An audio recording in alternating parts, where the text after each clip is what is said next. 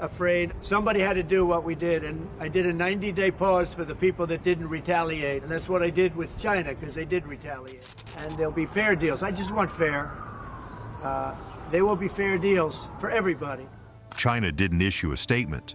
It simply stopped shipping.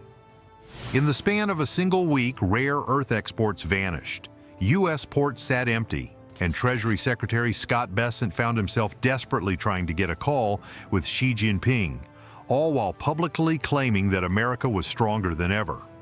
Meanwhile, the dollar fell below 99.2 for the first time this year, bond yields soared, and foreign investors pulled billions out of U.S. debt. Beijing didn't hold a press conference or make demands. Instead, it applied quiet, calculated pressure, transforming supply chains into instruments of leverage. So who really holds the reins? China's export offices or America's shrinking influence? This isn't negotiation, it's financial demolition, and it's already happening. On May 31, 2025, the U.S. quietly extended Section 301 tariff exclusions on Chinese imports, things like smartphones, medical devices, and semiconductors, until August 31st. But what wasn't spoken aloud is what's unfolding beneath the surface. China has begun restricting rare earth exports once again, paralyzing 70% of U.S. critical mineral imports, according to customs reports from Reuters. This isn't negotiation, it's pure leverage. Yet Treasury Secretary Scott Bessent, speaking on Face the Nation, accused Beijing of withholding essential supplies while simultaneously urging Xi Jinping to take a phone call from Trump to ease tensions. According to Reuters, cargo volumes at the Port of Los Angeles have already dropped by 30% year over year, hitting their lowest level since the 2020 lockdowns. Bessent's gamble is that China will comply with U.S. demands while under direct sanctions. But if Beijing has already made its move, what exactly is Washington holding? China now controls 87% of global refined rare earth production, according to data from Atomis Intelligence, and nearly 100% of the world's heavy rare earths, crucial for electric vehicles, EVs, and defense systems. Shipments to the U.S. have fallen 19% month over month with no public ban, only unrenewed export licenses. Suppliers in Jiangxi have halted exports to markets deemed unfriendly, according to the Financial Times. Bessent now hints at consequences while pressing for high-level talks, but he offers no rollback of policy in exchange. The contradiction here is glaring. You can't threaten a supplier and simultaneously ask for discounts. If Trump is pushing to reshore semiconductor fabs, what happens when the raw materials are still priced in Beijing?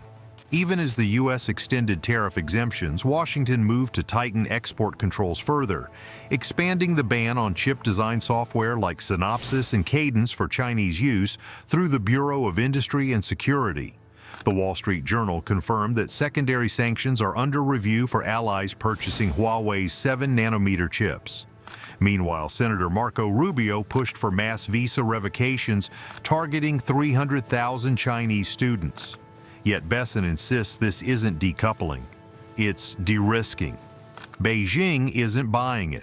China's Ministry of Commerce has already stated it will respond forcefully to what it considers violations of the May truce. At the Port of Long Beach, CEO Mario Cordero reported 0 ships arriving from China last week, the worst traffic level since early COVID-19 days. If this is diplomacy, it's indistinguishable from attrition.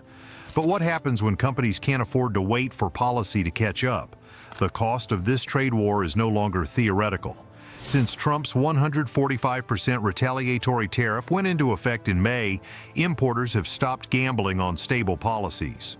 Coffee prices surged by 17% in just 3 weeks, according to ICE futures data, as Colombian beans, 30% of U.S. imports, now face similar duties. In the broader economy, the U.S. dollar index has dropped 10.2% from its 2024 high of 110 to below 99.2, eroding real returns for foreign holders of U.S. debt.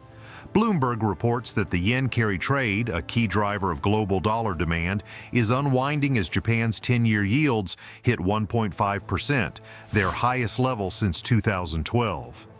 Besant continues to speak about economic gravity catching up to China, yet overlooks that the U.S. now pays 4.8% interest to borrow for 30 years, up 73 basis points in just 60 days. So who's defying gravity now? And how long before the debt bill arrives?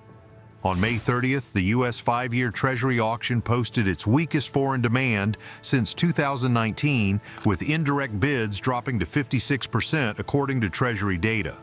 Meanwhile, 30-year yields jumped to 4.98%, signaling that investors no longer trust the long-term outlook. Besant, during his CBS interview, claimed the U.S. would never default and insisted the debt ceiling would be raised without issue. When J.P. Morgan CEO Jamie Dimon warned on May 31st that the U.S. bond market was one policy error away from a crack, he wasn't predicting doom. He was identifying a debt trajectory that had already breached $37.1 trillion.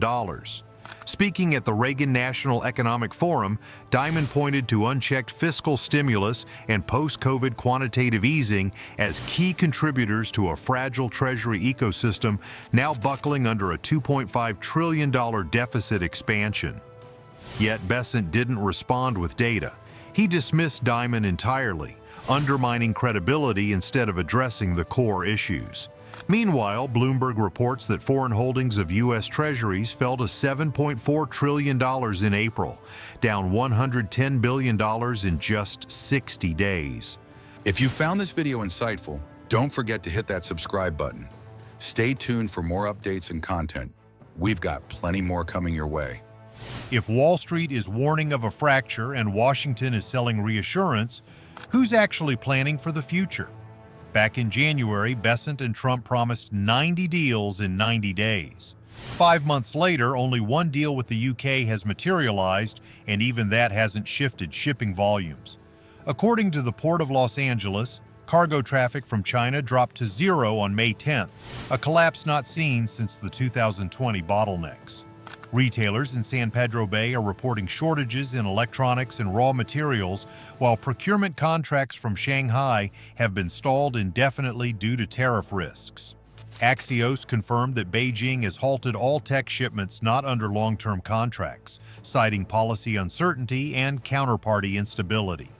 Despite this, U.S. trade officials continue to downplay the issue, framing it as a temporary slowdown. But the numbers tell a different story. Walmart increased its import-adjusted prices by 3.4%, 4% in May alone, citing logistical volatility in the Asia-Pacific corridor. The Institute for Supply Management reported a 6-point decline in new orders for U.S. manufacturing, the steepest drop since 2022. This isn't just a diplomatic hiccup, it's a real-time economic drag. And if new agreements aren't reached before Q3, the contraction won't stay offshore. It will hit store shelves. If you found this video insightful, don't forget to hit that subscribe button. Stay tuned for more updates and content. We've got plenty more coming your way.